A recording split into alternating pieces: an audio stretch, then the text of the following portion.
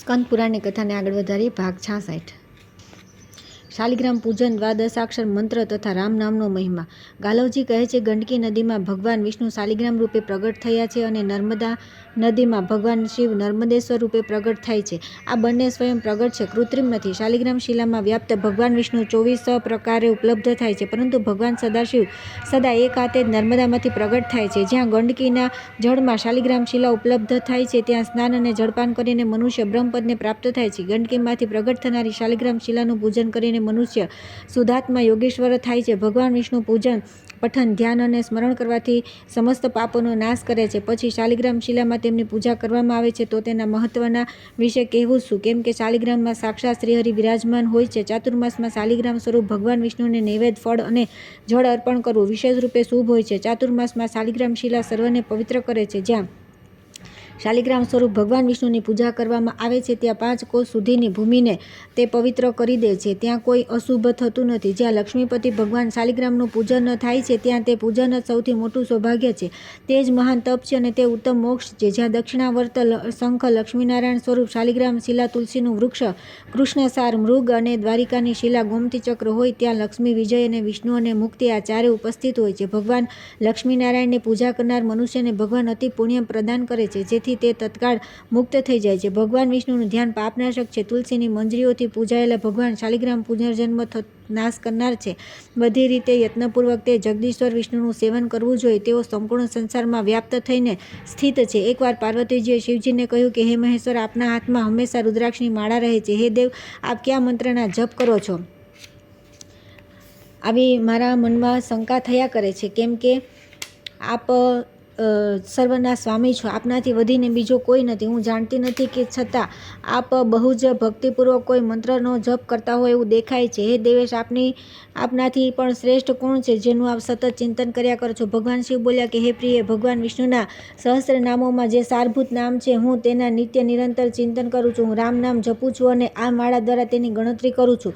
શ્રી રામનો અવતાર શ્રેષ્ઠ અવતાર છે. 12 અક્ષરોથી યુક્ત જે સનાતન બ્રહ્મરૂપ પ્રણવ છે, તે અ, ઉ, મ આ 3 અક્ષરો સાથે જોડાયેલું છે. આ 3 ગ્રામોથી યુક્ત છે. તે બિંદુયુક્ત પ્રણવ મંત્રનો હું સદા માળા દ્વારા જપ કરું છું. એ સંપૂર્ણ વેદોનો સારભૂત છે. આ નિત્ય અક્ષર નિર્મળ, અમૃત, શાંત, તદ્રુપ, અમૃતતુલ્ય, કલાતીત, સંપૂર્ણ જગતનો આધાર, મધ્ય અને કોટી કોટી બ્રહ્માંડોનું બીજ છે. તેને જાણીને મનુષ્ય તરત જ ઘોર સંસાર બંધનથી મુક્ત થઈ જાય છે. ઓમકાર સહિત જે દ્વાદશાક્ષર બીજ છે, તેના જપ કરનાર મનુષ્યના માટે તે કોટી કોટી પાપોનો ભસ્મ કરનાર દાવાનળ બની જાય છે. દ્વાદશાક્ષર મંત્ર ઓમ નમો ભગવતે વાસુદેવાયનું ચિંતન જ સર્વથી ઉત્તમ જ્ઞાન છે, જે શુભ અને અશુભ બંનેનો વિનાશ કરનારું છે. દ્વાદશાક્ષર મંત્ર કરોડો જન્મોમાં ક્યાંક કોઈને ઉપલબ્ધ થાય છે. ચાતુર્માસમાં તેનું સ્મરણ વિશેષ રૂપે બ્રહ્મની પ્રાપ્તિ કરાવનારું તથા મનોવાંછિત ફળ આપનાર છે. આ અક્ષરથી પ્રગટ થયેલા મંત્રનો જે મન, વાણી અને ક્રિયા દ્વારા આશ્રય લે છે, તેનો પુનર્જન્મ થતો નથી. જે ભગવાન વિષ્ણુની ભક્તિમાં તત્પર થઈ તેમના 12 માસ સંબંધિત પાપ પરિણામોનો શાલિગ્રામ શિલામાં ન્યાસ કરે છે, તેને દરરોજ દ્વાદશા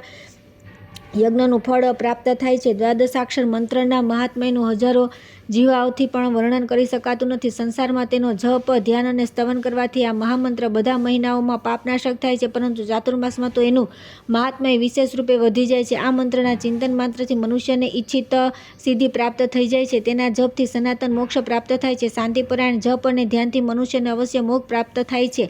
શૂદ્રો અને સ્ત્રીઓ માટે પ્રણવ રહિત જપનું વિધાન છે. પૂર્વોક્ત 18 શૂદ્ર જાતિના મનુષ્યોએ જપ તપ કરવાની જરૂર નથી. તેઓ બ્રાહ્મણ, ભક્તિ, દાન અને ભગવાન વિષ્ણુના ચિંતનથી સિદ્ધ થઈ જાય છે. તેમના માટે રામના મંત્ર છે.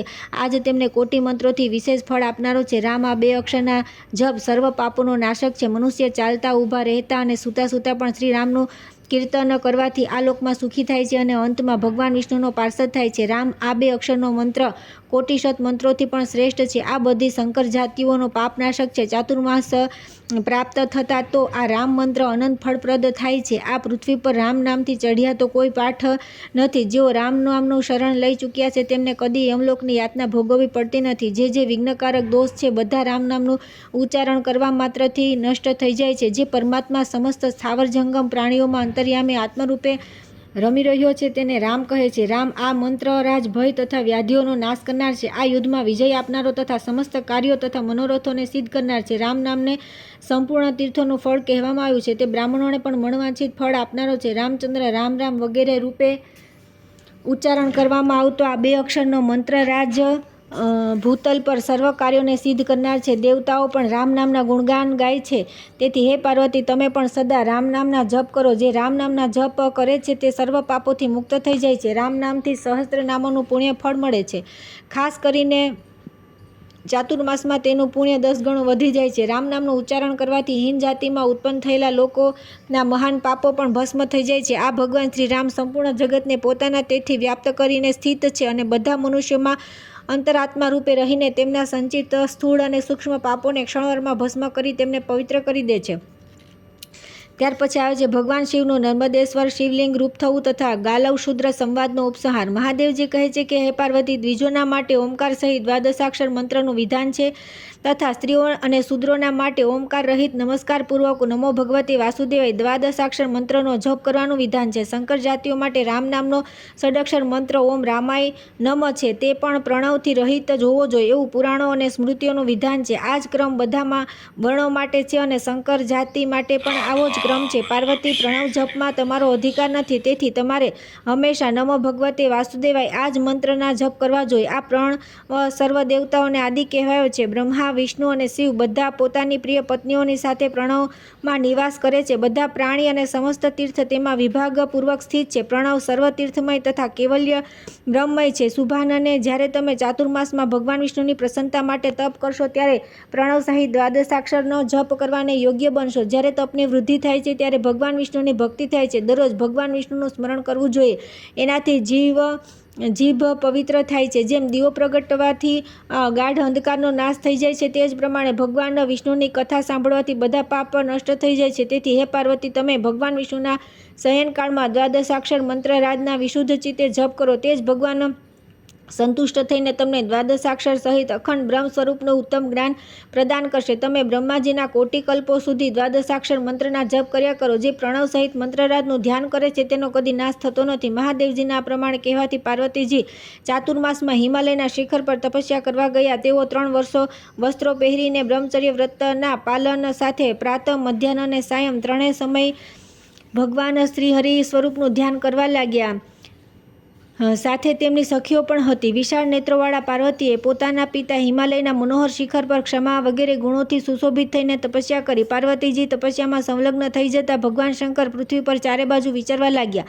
એક દિવસ તેમણે જળના ઊંચા મોજાઓથી શોભતા યમુનાજીને જોઈને તેમાં સ્નાન કરવાનો વિચાર કર્યો. તેમણે જળમાં જેવો પ્રવેશ કર્યો કે તરત તેમના શરીરના અગ્નિના તેજથી તે જળ કાળું થઈ ગયું. યમુના પણ દિવ્ય રૂપ ધારણ કરી પોતાના શ્યામ સ્વરૂપે પ્રગટ થયા અને ભગવાન શંકરની સ્તુતિ અને નમસ્કાર કરીને બોલ્યા કે હે દેવેશ્વર, મારા પર પ્રસન્ન થાઓ, હું તમારે આધીન છું. મહાદેવજીએ કહ્યું કે જે મનુષ્ય આ પુણ્ય તીર્થમાં સ્નાન કરશે તેના હજારો પાપ ક્ષણભરમાં નષ્ટ થઈ જશે. આ પવિત્ર તીર્થ સંસારમાં હરિતીર્થ નામે પ્રસિદ્ધ થશે. આ પ્રમાણે કહીને ભગવાન શિવ યમુનાને પ્રણામ કરી અંતર્ધ્યાન થઈ ગયા. તેમણે યમુના કિનારે મનોહર રૂપ ધારણ કરીને હાથમાં વાદ્ય લઈ લીધું અને લલાટમાં ત્રિપુંડ ધારણ કરીને શિખર પર જટા વધારીને રહેતા મુનિઓના ઘરોમાં સ્વેચ્છાનુસાર ફરી ફરીને અંગોની ચપળ ચેષ્ટાના પ્રદર્શનનો પ્રારંભ કર્યો. તેઓ ક્યાંક ગીત ગાતા હતા અને ક્યાંક પોતાની મોજથી નાચતા હતા. સ્ત્રીઓની વચ્ચે જઈને ક્યારેક ગુસ્સો થઈ જતા અને ક્યારેક હસવા લાગતા. આ પ્રમાણે તેમને ચારે બાજુ ઘૂમતા જોઈને મુનિ લોકોને ક્રોધ આવ્યો અને શાપ આપ્યો કે તમે લિંગરૂપ થઈ જાઓ. શાપ મળ્યા પછી ભગવાન શિવ બહુ દૂર બીજા સ્થાન પર ચાલ્યા ગયા. તેમનું તે લિંગરૂપ અમરકંટક પર્વત રૂપે પ્રત્યક્ષ થયું અને ત્યાંથી નર્મદા નામની નદી પ્રગટ થઈ. નર્મદામાં નાહીને જળપાન કરી તથા તેના જળથી પિતૃઓનું તર્પણ કરી મનુષ્ય આ પૃથ્વી પર દુર્લભ કામનાઓને પણ પ્રાપ્ત કરી લે છે. જે લોકો નર્મદામાં સ્થિત શિવલિંગનું પૂજન કરશે તે શિવ સ્વરૂપ થઈ જશે. ખાસ કરીને ચાતુર્માસમાં શિવલિંગની પૂજા ઉત્તમ ફળની પ્રાપ્તિ કરાવનારી છે. ચાતુર્માસમાં રુદ્રમંત્રના જપ, શિવની પૂજા અને શિવની ભક્તિ વિશેષ ફળદાયી છે. જે પંચામૃતથી ભગવાન શિવની સ્નાન કરાવે છે તેઓને ગર્ભની વેદના સહેવી પડતી નથી. જે શિવલિંગ પર મધનો અભિષેક કરશે તેમના હજારો દુઃખ તત્કાળ નષ્ટ થઈ જશે. જેઓ ચાતુર્માસમાં શિવજીની આગળ દીપદાન કરે છે તે શિવલોકને પ્રાપ્ત થાય છે. જે જળાધાર યુક્ત નર્મદેશ્વર મહાલિંગનું ચાતુર્માસમાં વિધિપૂર્વક પૂજન કરે છે તે શિવરૂપ થઈ જાય છે. ગાલવજી કહે છે કે આ મેં વિષ્ણુના શાલિગ્રામ થવાની અને મહેશ્વરના લિંગરૂપ થવાની કથા સંભળાવી. તેથી જે લિંગરૂપ શિવ અને શાલિગ્રામ રૂપ શ્રી વિષ્ણુનું ભક્તિપૂર્વક પૂજન કરે છે તેમને દુઃખોની યાતના ભોગવવી પડતી નથી. ચાતુર્માસમાં શિવ અને વિષ્ણુનું વિશેષ રૂપે પૂજન કરવું જોઈએ. બંનેમાં ભેદભાવ ન રાખતા જો તેમની પૂજા કરવામાં આવે તો તેઓ સ્વર્ગ અને મોક્ષ પ્રદાન કરે છે. જે ભક્તિપૂર્વક હર અને હરિની પૂજા કરે છે તેમને ભગવાન શ્રી હરિ મોક્ષ પ્રદાન કરે છે. વિવેક વગેરે ગુણોથી યુક્ત શુદ્ર ઉત્તમ ગતિને પ્રાપ્ત થાય છે. હે મહાશુદ્ર, તમારે મંત્ર વિના જ ભગવાન ગિરજાપતિ મહાદેવજી અને ભગવાન વિષ્ણુની ષોડોપચારથી પૂજા કરવી જોઈએ. તેમની પૂજા મોટા મોટા પાપોનો નાશ કરનારી છે. આ પ્રમાણે કહીને પેજવન દ્વારા પૂજા ગ્રહણ કરીને મહર્ષિ ગાલવ તરત જ પોતાના આશ્રમ પર ચાલ્યા ગયા. જે મનુષ્ય આ પ્રસંગને સાંભળે કે વાંચે અથવા બીજાને સંભળાવે છે તેના પુણ્યનો કદી અંત થતો નથી. ત્યાર પછી આવે છે મહાદેવજી દ્વારા પાર્વતીને ધ્યાન યોગ તથા જ્ઞાન યોગનું નિરૂપણ. પાર્વતીજી બોલ્યા કે હે દેવેશ્વર, આપ એવો ઉપાય કરો જેથી હું ધ્યાન યોગને પ્રાપ્ત કરી જ્ઞાન યોગની પ્રાપ્તિ કરી શકું. મહાદેવજીએ કહ્યું કે હે પ્રિય, પહેલાં જે દ્વાદશાક્ષર નામના મંત્રરાજનું વર્ણન કરવામાં આવ્યું છે તેના જ તમારે જપ કરવા જોઈએ. તે વેદનો સનાતન સાર તત્વ છે. પ્રણવ ઓમકાર સર્વ વેદોને આદિ છે. તે સમસ્ત બ્રહ્માંડોનો યાજક છે તથા સમસ્ત કાર્યોમાં પ્રથમ ઉચ્ચારણ કરવા યોગ્ય તથા સર્વસિદ્ધિઓનો દાતા છે. તેનો વર્ણ શુક્લ છે. મૃચ્છુંદ બ્રહ્મા ઋષિ છે. પરમાત્મા દેવતા છે. ગાયત્રી છંદ છે તથા સમસ્ત કર્મોમાં તેમનો વિનિયોગ કરવામાં આવે છે. હે દેવી, જે દરરોજ સંપૂર્ણ બીજાક્ષરમય મંત્ર દ્વાદક્ષર મંત્રનો જપ કરે છે તે પાપોથી લિપ્ત થતો નથી. આ દ્વાદશ લિંગમય અક્ષરોથી યુક્ત દ્વાદશાક્ષર મંત્ર કુર્મ ચક્રમાં સ્થિત છે. વિનિયોગ સહિત પ્રત્યેક વર્ણના ધ્યાન, ઋષિ, બીજ, છંદ અને દેવતા વગેરેના ચિંતનપૂર્વક ધ્યાન, જપ અને પૂજન કરવાથી ભક્તોને કર્મજનિત બંધનોથી મોક્ષ થઈ જાય છે. ધ્યાન યોગથી સમસ્ત પાપોનો નાશ થાય છે. જપ અને ધ્યાન જ યોગનું સ્વરૂપ છે. શબ્દ બ્રહ્મથી પ્રગટ થયેલ દ્વાદશાક્ષર મંત્ર વેદ સમાન છે. ધ્યાનથી મનુષ્ય બધું જ પ્રાપ્ત કરે છે. ધ્યાનથી તે શુદ્ધતાને પ્રાપ્ત થાય છે. ધ્યાનથી પરબ્રહ્મનો બોધ થાય છે તથા સગુણ સ્વરૂપમાં ચિત્તવૃત્તિની એકાગ્રતા રૂપી યોગ પણ ધ્યાનથી સંભવ થાય છે. ધ્યાન યોગ બે પ્રકારનો હોય છે, એક શાલંબ અને બીજો નિરાલંબ. સગુણ સાકાર વિગ્રહ નારાયણના દર્શન શાલંબ ધ્યાન છે. બીજું જે નિરાલંબ ધ્યાન છે તે જ્ઞાનયોગ દ્વારા બતાવવામાં આવ્યું છે. તે બધાનું આલમ છે. રૂપરહિત અપ્રમેય તથા સરહ સ્વરૂપ જે સનાતન તેજ છે, જેનો પ્રકાશ કોટી કોટી વિદ્યુ તો સમાન છે, જે સદા ઉદયશીલ અને પૂર્ણતમ છે, જે નિષ્કલ સકલ અને નિરંજનમય છે, આકાશની જેમ સર્વવ્યાપક છે, સુખ સ્વરૂપ અને તુર્યાતીત છે, જેની ક્યાંય ઉપમા નથી. તે જ પરમેશ્વરનું નિરાકાર સ્વરૂપ નિરાલંબ ધ્યાન યોગ દ્વારા ચિંતન કરવા યોગ્ય છે. તે દ્વંદ્વ રહિત અને સાક્ષી માત્ર છે. શુદ્ધ સ્ફટિકની જેમ નિર્મળ, પોતાના તેજથી ઉપમા રહિત અને અગાધ છે. તેને તમે અંગીકાર કરો. ભગવાન નારાયણનું સૂર્ય મસ્તક છે, પૃથ્વીલોક હૃદય છે તથા રસાતલ ચરણ છે. તેઓ મૂર્ત અમૂર્ત સ્વરૂપે સંપૂર્ણ બ્રહ્માંડમાં સ્થિત છે. ભગવાન વિષ્ણુ બ્રહ્મરૂપે જ્ઞાનયોગના આશ્રય છે. તેઓ જ સર્વ પ્રાણીઓનું સર્જન અને પાલન કરે છે અને તેઓ જ બધાનો સંહાર કરે છે. તેઓ સર્વદેવમય છે. સનાતન કાળથી જ ભગવાન વિષ્ણુ 12 મહિનાના અધિપતિ છે. તેથી સંપૂર્ણ મહિના, સમસ્ત દિવસો અને સર્વ પ્રહરોમાં શ્રીહરિનું સ્મરણ કરનાર પુરુષ સંસાર બંધનથી મુક્ત થઈ જાય છે. આ કથા કોઈ પણ અનધિકારીની સામે કહેવી જોઈએ નહીં. જે નિત્ય ભક્ત, જીતેન્દ્રિય તથા શમ વગેરે ગુણોથી યુક્ત છે તેને આ કથા કહેવી જોઈએ. ભગવાન વિષ્ણુનો ભક્ત શુદ્ર હોય કે બ્રાહ્મણ, તેને પણ આ કથા સંભળાવવા યોગ્ય છે. હે પાર્વતી, મારી ભક્તિથી તમે તરત યોગ સિદ્ધિ પ્રાપ્ત કરો અને જ્ઞાનથી પ્રાપ્ત થવા યોગ્ય સર્વોત્કૃષ્ટ ભગવાન નારાયણના સ્વરૂપને સમજો. યોગનો હંમેશા અભ્યાસ કરવો જોઈએ. ખાસ કરીને ચાતુર્માસમાં યોગ સાધના કરનાર પુરુષ પોતાના બધા પાપોનો નાશ કરે છે. જે યોગી 2 ઘડી પણ પોતાના કાન બંધ કરીને પોતાના મનને બ્રહ્મરંધ્રમાં સ્થાપિત કરે છે તે પાપોથી મુક્ત થઈ જાય છે. જેના ઘરમાં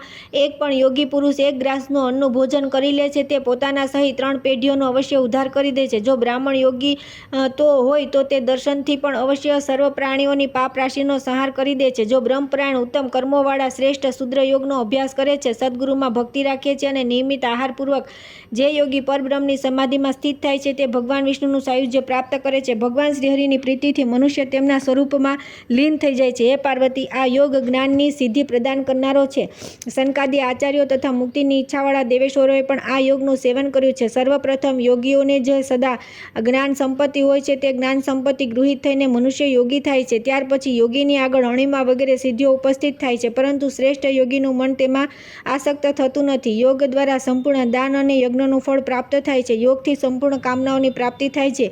કોઈ એવી વસ્તુ નથી જે યોગથી પ્રાપ્ત ન થાય. યોગથી હૃદય ગ્રંથિ છૂટી જાય છે અને યોગથી મમતારૂપી શત્રુ પેદા થતો નથી. યોગ સિદ્ધિ પુરુષનું મન કોઈ પણ રીતે લોભાવી શકાતું નથી. ભગવાન વિષ્ણુ સ્વયં આ ચરાચર જગતમાં વ્યાપ્ત છે. યોગેશ્વરોના પરમ ઉપાસ્ય તે ભગવાન અને પોતાના બ્રહ્મરંધ્રમાં સ્થિત જાણીને મનુષ્ય આ માયામય જગતનો મોહ તે પ્રમાણે છોડી દે છે, જેમ સાપ પોતાની કાંચડીને ત્યાગી દે છે. જ્ઞાનયોગ અને તેના સાધન સ્કંદ સ્વામીનું સેનાપતિત્વ અને કૌમાર વ્રત. મહાદેવજી કહે છે કે જ્યારે શરીરમાં મમતા રહેતી નથી, જ્યારે ચિત્ત અત્યંત નિર્મળ થઈ જાય છે અને જ્યારે શ્રીહરિમાં ભક્તિયોગ દ્રઢ થાય છે, ત્યારે કર્મ બંધન થતું નથી. જ્યારે કર્મ કરતાં જ મનુષ્યનું મન સદા શાંત રહે ત્યારે યોગમય સિદ્ધિ પ્રાપ્ત થાય છે. ભગવાન વિષ્ણુને કર્મોના સ્વામી જાણો. તેમનામાં સર્વ કર્મોનું સમર્પણ કરીને મનુષ્ય સંસાર બંધનથી છૂટી જાય છે. આ જ ઉત્તમ જ્ઞાન છે, આ જ ઉત્તમ તપ છે અને આ જ ઉત્તમ શ્રેય છે કે ભગવાન શ્રી કૃષ્ણને સર્વ કર્મ સમર્પણ કરી દેવામાં આવે. આ જ નિર્મળ યોગ છે. આને જ નિર્ગુણ કહેવામાં આવે છે. સંસારમાં તે જ જ્ઞાની, તે જ યોગીમાં શ્રેષ્ઠ અને તે જ મહાયજ્ઞનું અનુષ્ઠાન કરનાર છે જે શ્રી હરિના ચરણોમાં ભક્તિ રાખે છે.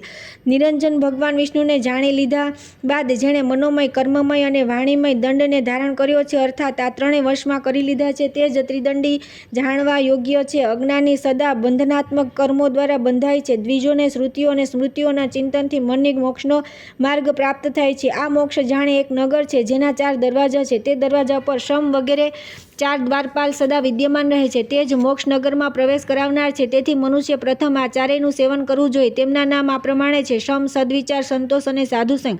આ ચારે જેના હાથમાં છે તેની સિદ્ધિ દૂર નથી. ભગવાન વિષ્ણુની ભક્તિ તથા ઉત્તમ ધર્મના આચરણથી મનુષ્યને યોગ સિદ્ધિ પ્રાપ્ત થાય છે. મનુષ્ય જ્ઞાન માટે વિદ્યાલયોમાં ભટકતો રહે છે. જો ક્યાંક સદગુરુ પ્રાપ્ત થઈ જાય તો તેમની પાસેથી તત્કાળ નિર્મળ દીપશિખાની જેમ યથાર્થ જ્ઞાનની ઉપલબ્ધિ થઈ જાય છે.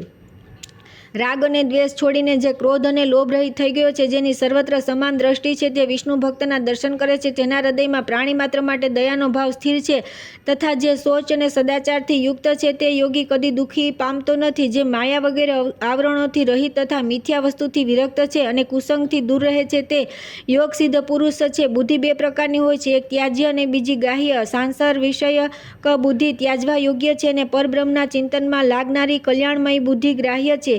હે પાર્વતી, શ્રી વિષ્ણુનું જે સાકાર અને નિરાકાર સ્વરૂપ છે તેમાં પ્રતિષ્ઠિત થનાર આ અક્ષર અવ્યક્ત, અમૃત તથા સંપૂર્ણ તત્વનો પરિચય આપ્યો. આ પ્રમાણે જાણીને યોગી પુરુષ સંસાર બંધનથી મુક્ત થઈ જાય છે. મનુષ્ય સદગુરુના ઉપદેશથી આ જ્ઞાન પ્રાપ્ત કરે છે. જ્યારે તેની ઉપર ગુરુ પ્રસન્ન થાય છે ત્યારે જાણે સંપૂર્ણ વિશ્વ પ્રસન્ન થઈ જાય છે. જેણે ગુરુને સંતુષ્ટ કર્યા તેણે સંપૂર્ણ દેવતાઓને, પિતૃઓને સંતુષ્ટ કરી લીધા. ગુરુનો ઉપદેશ, ભગવત પ્રતિમાનું પૂજન, ઉત્તમ વિચાર, સમમાં મનનું તત્પર થવું અને જ્ઞાનપૂર્વક કર્મનું અનુષ્ઠાન કરવું, આ બધા મોક્ષ સિદ્ધિના લક્ષણ છે. દ્વાદશાક્ષર મંત્ર સર્વ પાપોનો નાશક છે. એ દુષ્ટોનું દમન કરનારો અને પરબ્રહ્મની પ્રાપ્તિ કરાવનાર છે. હે દેવી, દ્વાદશાક્ષર રૂપધારી નિર્મળ પરબ્રહ્મના સ્વરૂપને મેં તમારી સામે પ્રકાશિત કર્યું છે. જે મનુષ્ય આ દ્વાદશાક્ષર મંત્ર રૂપ ભગવત સ્વરૂપને, જે યોગ્યોને ધ્યાન કરવા યોગ્ય તથા ભક્તિથી ગ્રાહ્ય છે, તેનું ચાતુર્માસમાં શ્રદ્ધાપૂર્વક ચિંતન કરે છે, ભગવાન વિષ્ણુ તેના કોટી જન્મોના પાપોને બાળીને મોક્ષ પ્રદાન કરે છે. બ્રહ્માજી કહે છે કે એકવાર મહાબળી તારકાસુરના ભયથી ભાગી ગયેલા દેવતાઓએ મહાદેવજીની સ્તુતિ કરી અને તેમની આજ્ઞાથી કુમાર કાર્તિકેયને પોતાનો સેનાપતિ બનાવ્યો. પછી સ્કંદના તેજથી પ્રબળ થઈ દેવતાઓ તારકાસુર સાથે યુદ્ધ કરવા લાગ્યા. તે સમયે દેવતાઓએ દાનવોની સેનાને ઘેરી લીધી. ભગવાન વિષ્ણુના ચક્રથી છિન્ન ભિન્ન થઈને હજારો દૈત્યો પૃથ્વી પર ઢળી પડ્યા. યુદ્ધમાં દેવસેનાને નષ્ટ થતી જોઈને તારકાસુર દેવતાઓની સામે યુદ્ધ કરવા લાગ્યો. દેવેશ્વર સ્કંદે બાણોની ઝડી વરસાવી અને તેની સેનાને તરત જ વેર વિખેર કરી નાખી. ત્યાર પછી ભગવાન વિષ્ણુની પ્રેરણાથી કાર્તિકેયજીએ શક્તિનો પ્રહાર કરીને સારથી રહિત તારકાસુરને ક્ષણવારમાં ભસ્મ કરી દીધો. બાકીના દૈત્યો તારકાસુરને મરેલો જોઈ પાતાળમાં ભાગી ગયા. ત્યારે દેવતાઓએ કુમારના પરાક્રમની ખૂબ પ્રશંસા કરી. વિજય પ્રાપ્ત કરીને શિવ વગેરે બધા દેવતાઓએ સ્વામી કાર્તિકેયને દેવતાઓના સેનાપતિ પદ પર અભિષિક્ત કર્યા. આ પ્રમાણે તારકાસુરને મારીને 7મા દિવસે બાળક કાર્તિકેય મંદ્રાચલ પર્વત પર જઈને પોતાના માતા પિતાને પ્રસન્ન કર્યા. પરમાનંદમાં ડૂબીને સ્કંદે બધી વાત સ્વયં માતા પિતાને કહી. તે સમયે ભગવાન શંકરે પુત્રના લગ્ન કરી દેવાનો વિચાર કર્યો અને કાર્તિકેયને કહ્યું કે હે વત્સ, તમારા લગ્નનો સમય થઈ ગયો છે. તમે પત્ની પ્રાપ્ત કરીને તેની સાથે ધર્માચરણ કરો. પિતાની આ વાત સાંભળીને સ્વામી કાર્તિકેયે કહ્યું કે ભગવાન, સંસારના દ્રશ્ય અને અદ્રશ્ય પદાર્થોમાં હું કોનું ગ્રહણ અને કોનો ત્યાગ કરું? જગતમાં જેટલી સ્ત્રીઓ છે તે બધી મારા માટે માતા પાર્વતી સમાન છે અને જેટલા પુરુષ છે તે બધાને હું આપના રૂપમાં જોઉં છું. આપ મારા ગુરુ છો, તેથી મને નરકમાં ડૂબતા બચાવો. મને આપની કૃપાથી આ વિવેક પ્રાપ્ત થયો છે. ભયંકર સંસાર સાગરમાં હું ફરી ન પડું તેનું ધ્યાન રાખો. જેમ દીવો હાથમાં લઈને કોઈ વસ્તુને શોધનાર પુરુષ તે વસ્તુને જોઈ લીધા પછી બીજા બધા સાધનોને છોડી દે છે, તે જ પ્રમાણે યોગી જ્ઞાન પ્રાપ્ત કરી લીધા પછી સંસારને છોડી દે છે. હે સર્વજ્ઞ પરમેશ્વર, સર્વવ્યાપી બ્રહ્મને જાણીને જેના બધા કર્મ નિવૃત્ત થઈ જાય છે તેને વિદ્વાનો યોગી કહે છે. હે મહેશ્વર, મનુષ્યના માટે જ્ઞાન અતિ દુર્લભ છે. જ્ઞાનીજનો પ્રાપ્ત કરેલા જ્ઞાનને કોઈ રીતે નષ્ટ કરવા ઈચ્છતા નથી. આ જ્ઞાન આપના પ્રભાવથી જ પ્રાપ્ત થવા યોગ્ય છે. હું સંસાર બંધનથી છૂટવાની ઈચ્છા રાખું છું, તેથી મારી સાથે લગ્ન વગેરેની વાત ન કરવી જોઈએ. જ્યારે દેવી પાર્વતીએ લગ્ન માટે વારંવાર આગ્રહ કર્યો ત્યારે કાર્તિકેયજીએ માતા પિતાને પ્રણામ કરી ક્રોચ પર્વત પર ચાલ્યા ગયા અને ત્યાં પરમ પવિત્ર આશ્રમમાં બેસીને કઠોર તપસ્યા કરવા લાગ્યા. તેમણે દ્વાદશાક્ષર બીજરૂપ પરબ્રહ્મના જપ કર્યા અને પહેલા ધ્યાન દ્વારા બધી ઇન્દ્રિયોને વશમાં કરી 1 માસ સુધી મનને યોગમાં લગાવી જ્ઞાનયોગ પ્રાપ્ત કરી લીધો. જ્યારે તેમની સામે અણીમા વગેરે સિદ્ધિઓ આવી ત્યારે તેઓ સિદ્ધિઓ પર ક્રોધ કરીને બોલ્યા કે અરે, જો પોતાની દુષ્ટતાના કારણે તમે મારી પાસે પણ આવી તો મારા જેવા શાંત પુરુષનો પરાભવ કદી કરી શકશો નહીં. આ ચાતુર્માસનું મહાત્મ્ય સર્વ પાપોનો નાશ કરનારું છે. જે ભગવાન શિવ અથવા વિષ્ણુને પોતાના હૃદયમાં સ્થાપિત કરીને અભેદ બુદ્ધિ દ્વારા તેમના અદ્વિતીય સ્વરૂપનું ચિંતન કરે છે તેના માટે શત્રુ પણ અત્યંત પ્રિય બની જાય છે. ચાતુર્માસ મહાત્મ્ય સંપૂર્ણ. ત્યાર પછી આવે છે બ્રહ્મોત્તર ખંડ. શિવના ષડાક્ષર અને પંચાક્ષર મંત્રનું મહાત્મ્ય. રાજા દાશાર તથા રાણી કલાવતીની કથા.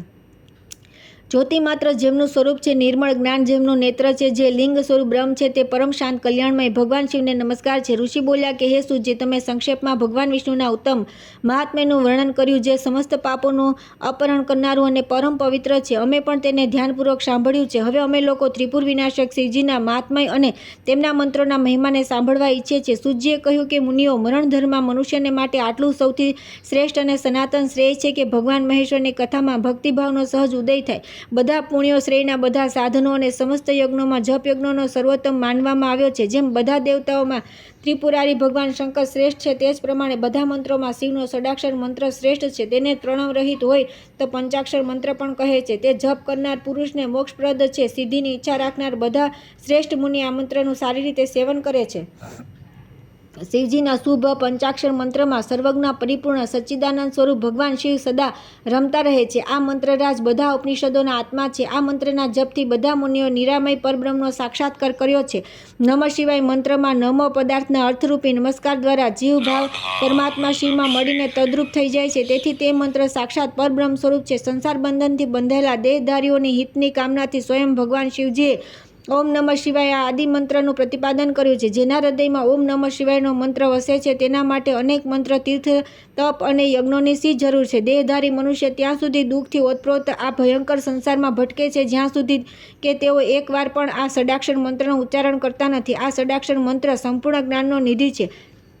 એ મોક્ષ માર્ગને પ્રકાશિત કરનારો દીપક છે. અવિદ્યાના સમુદ્રને સૂકવી નાખનાર વડવાનળ છે અને મહાપાતકોના જંગલોને બાળી નાખનાર દાવાનળ છે. તેથી તે પંચાક્ષર મંત્ર સર્વસિદ્ધિપ્રદ છે. આનું મોક્ષની અભિલાષા રાખનાર સ્ત્રીઓ, શૂદ્રો અને વર્ણશંકર પણ સેવન કરી શકે છે. આ મંત્રના માટે દીક્ષા, હોમ, સંસ્કાર, તર્પણ, સમય, શુદ્ધિ તથા ગુરુમુખેથી ઉપદેશ વગેરેની જરૂર નથી. આ મંત્ર સદા પવિત્ર છે. શિવ આ 2 અક્ષરનો મંત્ર જ મોટા મોટા પાતકોનો નાશ કરવામાં સમર્થ છે અને તેમાં નમ પદ જોડી દેવામાં આવે ત્યારે તે મોક્ષપ્રદ થઈ જાય છે. જે ગુરુ નિર્મળ, શાંત, સાધુ, સ્વલ્પભાષી, કામ ક્રોધ રહિત, સદાચારી અને જીતેન્દ્રિય હો તેમના દ્વારા કરુણાપૂર્વક આપવામાં આવેલો મંત્ર તરત જ સિદ્ધ થઈ જાય છે. પ્રયાગ, પુષ્કર, કેદાર, સેતુબંધ, ગોકર્ણ અને નૈમિષારણ્ય આ બધા ક્ષેત્ર મનુષ્યને તરત જ સિદ્ધિ પ્રદાન કરનારા છે.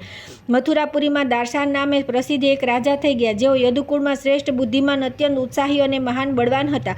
તેઓ શાસ્ત્રોના જ્ઞાતા, નીતિયુક્ત વાત કરનારા, શૂરવીર, ધૈર્યવાન તથા પરમ તેજસ્વી હતા. અનેક શાસ્ત્રોના તાત્પર્યને જાણવામાં રાજાએ કુશળતા પ્રાપ્ત કરી હતી.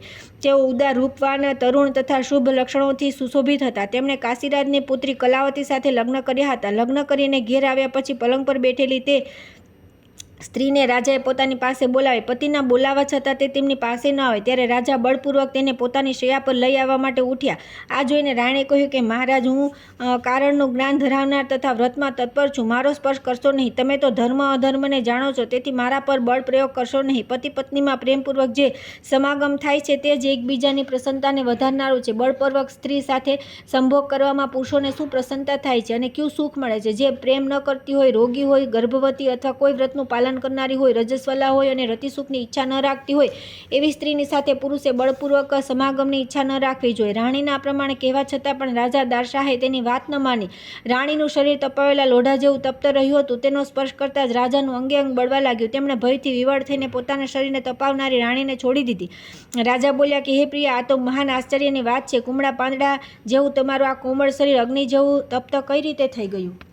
રાણીએ ઉત્તર આપ્યો કે હે રાજન, બાળપણમાં મુનિવર દુર્વાસાએ મારા પર દયા કરી શિવજીના પંચાક્ષર મંત્રનો ઉપદેશ આપ્યો હતો. તે મંત્રના પ્રભાવથી મારું શરીર નિષ્પાપ થઈ ગયું છે. પાપી પુરુષ આ શરીરનો સ્પર્શ કરી શકતા નથી. મહારાજ, તમે સ્વાભાવિક જ મદિરા પીનારી, કુલટા અને વેશ્યાઓનું સેવન કર્યું છે. તમે પવિત્ર મંત્રના જપ અને ભગવાન શંકરની આરાધના પણ કરતા નથી. પછી મારો સ્પર્શ કઈ રીતે કરી શકો? રાજા બોલ્યા કે હે સુંદરી, તમે મને પણ ભગવાન શંકરના શુભ પંચાક્ષર મંત્રનો ઉપદેશ કરો. રાણીએ કહ્યું કે તમે મારા ગુરુ છો, હું તમને ઉપદેશ ન કરી શકું. તમે મંત્રવેતાઓમાં શ્રેષ્ઠ ગુરુ ગર્ગાચાર્યની પાસે જાઓ. આ પ્રમાણે વાતચીત કરતા બંને પતિ પત્ની ગર્ગ મુનિ પાસે ગયા અને તેમના ચરણોમાં મસ્તક મૂકી પ્રણામ કર્યા. ત્યાર પછી રાજાએ એકાંતમાં વિનીત ભાવે કહ્યું કે ગુરુદેવ, તમારું હૃદય દયાથી ભરેલું છે. તમે મને ભગવાન શિવના પંચાક્ષર મંત્રનો ઉપદેશ આપીને કૃતાર્થ કરો.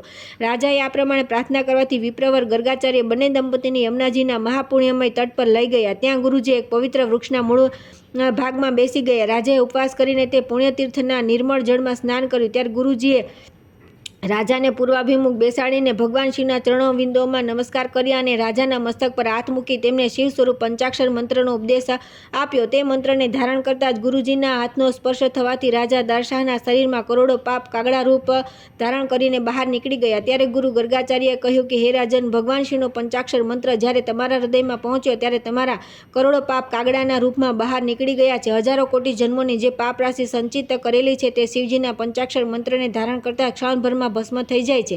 હે રાજન, હવે તમારા કરોડો પાપ બળી ગયા છે. હવે તમે પવિત્ર ચિત્તે તમારી આ રાણી સાથે સુખપૂર્વક વિહાર કરો. આ પ્રમાણે કહીને મુનિ શ્રેષ્ઠ ગર્ગજી તે બંને દંપતીની સાથે ઘરે આવ્યા. પછી ગુરુજીની આજ્ઞા લઈને રાજા અને રાણી પ્રસન્નતાપૂર્વક મહેલમાં ચાલ્યા ગયા. આ પંચાક્ષર મંત્ર સંપૂર્ણ વેદ, ઉપનિષદ, પુરાણ અને શાસ્ત્રોનો સાર છે. તમામ પાપોનો નાશ કરનાર છે.